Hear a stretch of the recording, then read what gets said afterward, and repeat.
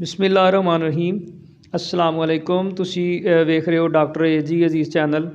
इस चैनल तुसी लाइक करियो और शेयर करियो। खासकर इस वीडियो नू ज़्यादा तो ज़्यादा तुसी शेयर करना है। जेड़ा दोस्त इस वीडियो नू वेखे और ओहदे ते यकीन करो ओहदा फ़र्ज़ है कि इस वीडियो नू शेयर करना। ए नाम है मुहम्मद। रोटी सुबह सुबह जनाब मेरी बेगम ने रोटी बना के दी है तो ਉਹਦੇ ਇਹ नाम मुहम्मद सल्लल्लाहु अलैहि वसल्लम और वाज़िया तौर पर नज़र आ रहा है और दोस्तों तक ज़रूर शेयर करा जे। नाम है मुहम्मद सल्लल्लाहु अलैहि वसल्लम। मेरे नबी दा जिक्र जड़ा वे वो हमेशा ही बुलंद रहेगा और क़यामत दियां दीवारां तक अल्लाह दी रहमत नाल ये बुलंद रहेगा।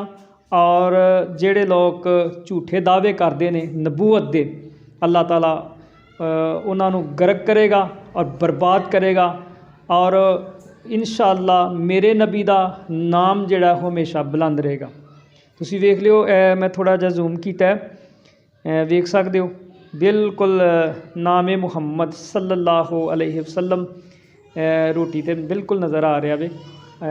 सुबह का नाश्ता जनाब मैं करन लगा तो रोटी तो वाज़िया तौर पर नज़र आ रहा है। मेरे वास्ते तुसी दुआ भी करनी है और इस चैनल नू लाइक भी और शेयर भी करना है। अस्सलाम वालेकुम वरहमतुल्लाहि वबरकातुहू।